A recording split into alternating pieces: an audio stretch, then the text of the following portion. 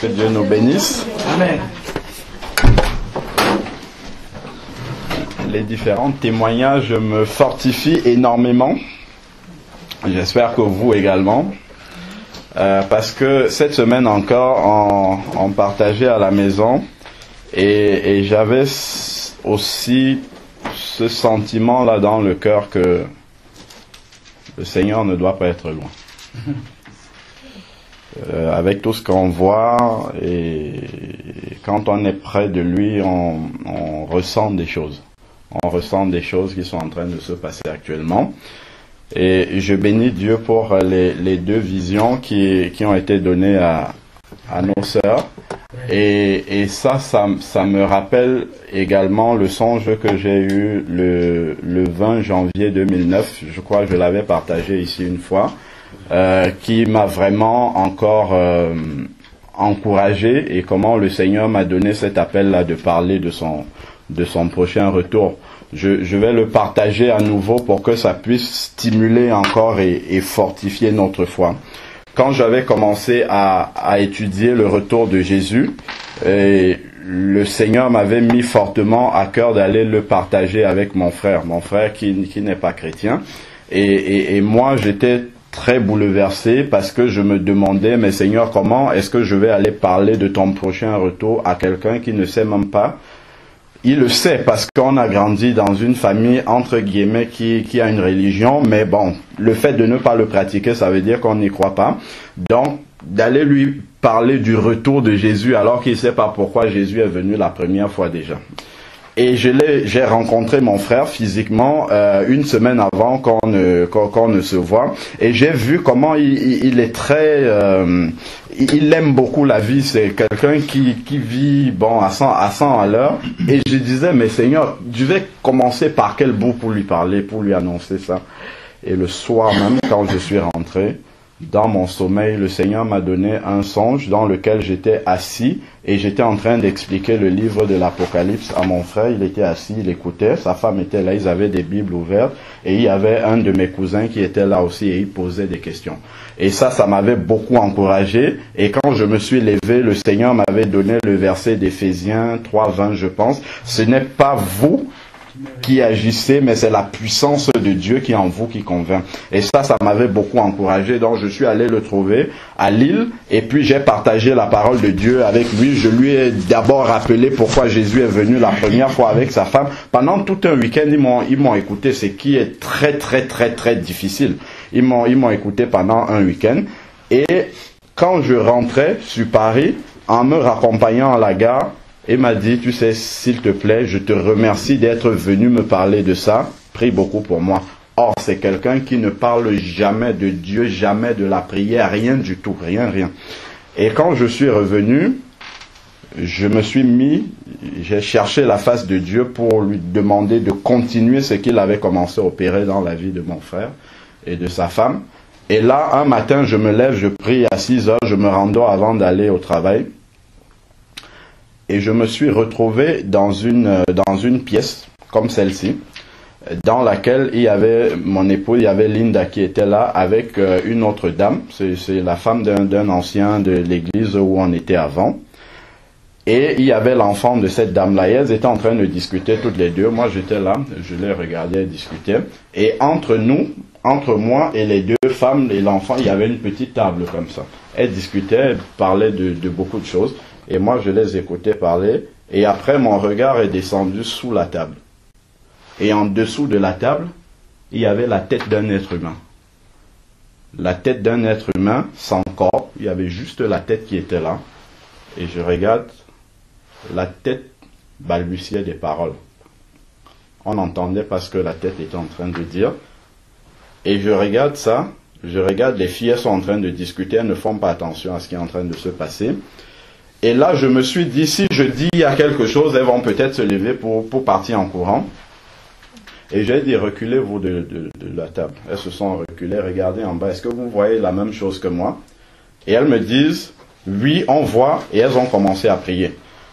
on a tous commencé à prier des prières d'autorité parce qu'on pensait en fait que c'était un esprit mauvais qui était venu là au milieu de nous. Mais la tête continuait toujours à dire des paroles. Et plus on priait, la tête est sortie du dessous de la table et elle a commencé à voltiger dans la pièce comme ça. Et quand j'ai vu la tête voltiger, on priait toujours. Je suis allé devant la porte, j'ai fait ça. Et la tête est sortie. Et j'ai refermé. Et quand je suis revenu, elles ont continué à discuter comme si de rien n'était et elles n'ont pas parlé de ça. Et j'étais là, j'écoutais toujours. Et à un moment, je me suis dit, il faudrait que j'aille voir si cette tête-là s'est éloignée. Et là, j'ai pris le fils de la dame qui était là. Je l'ai pris comme ça contre moi. Je suis sorti, j'ai refermé derrière moi.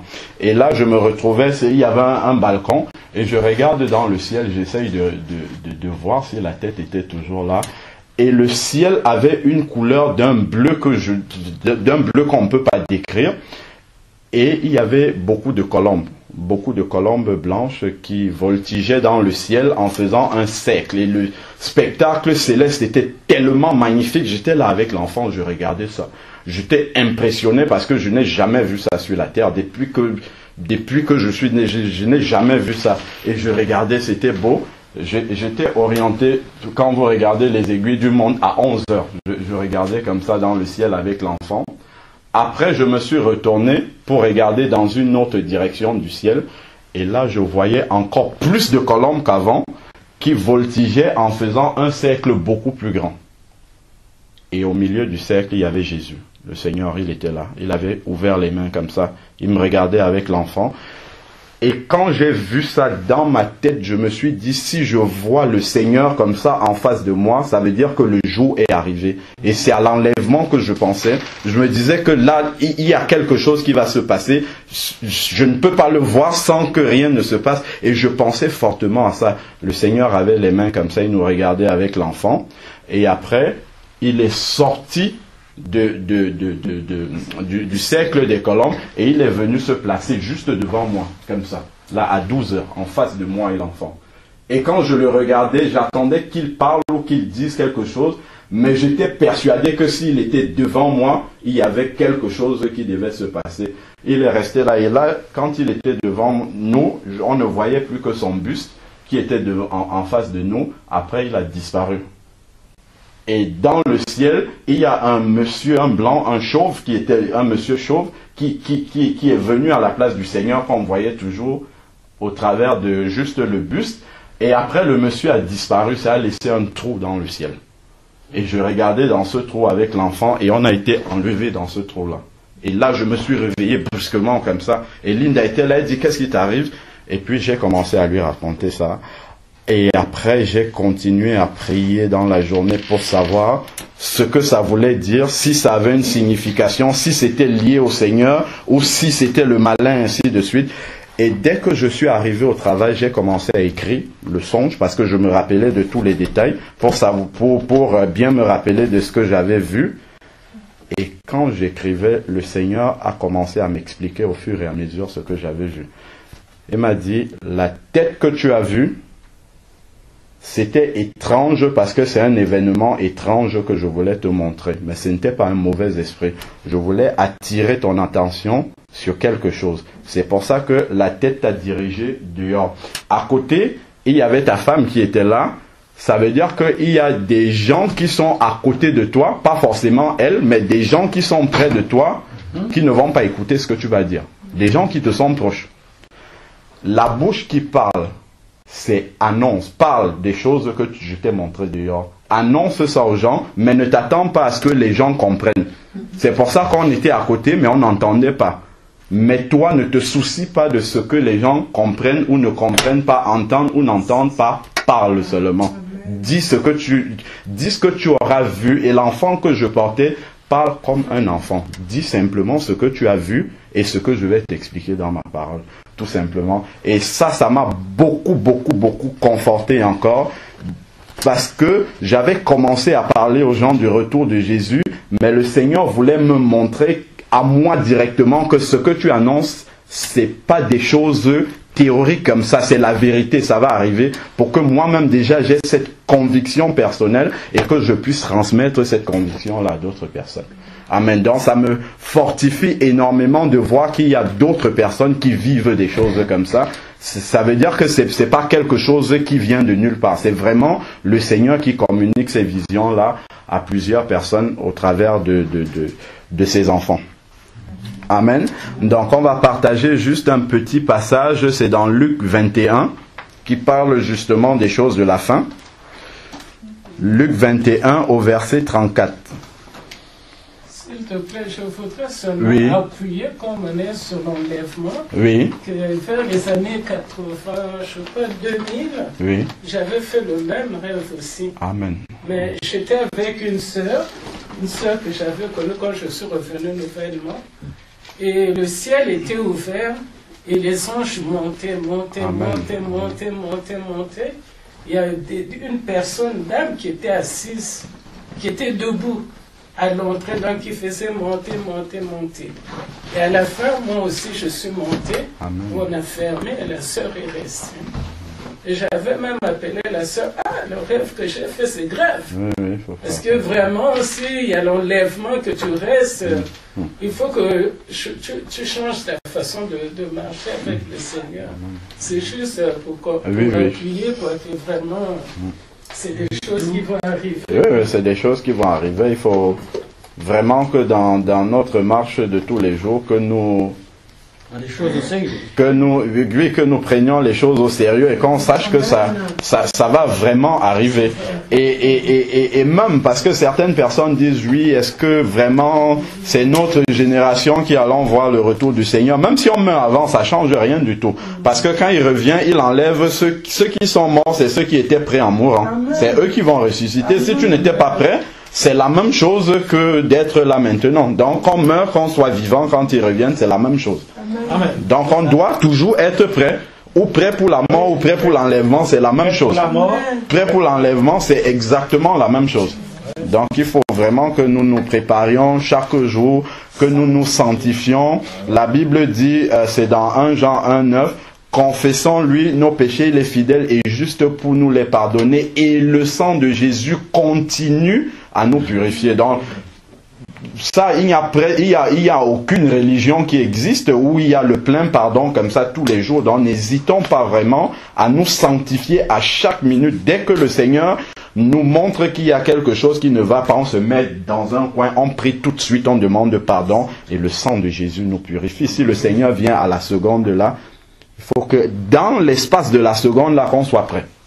Il ne faut pas qu'il y ait quelque chose entre Dieu et nous dans la seconde là.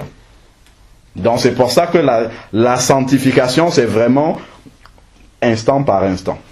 C'est très important de vivre dans cette dynamique-là. En fait, il faut que ça soit automatique dans notre tête.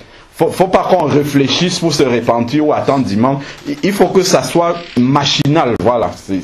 C'est vraiment dans cet esprit-là que doivent vivre ceux qui attendent vraiment le Seigneur. Pardonner.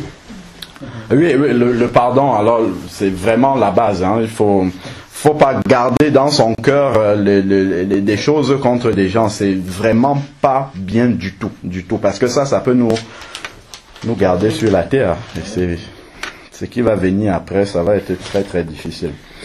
Alors, verset 34 dans Luc 21. Luc 21 qui parle du retour de Jésus. Luc 21. Verset 34. Prenez garde à vous-même. Donc là, Jésus a annoncé tous les signes de son retour.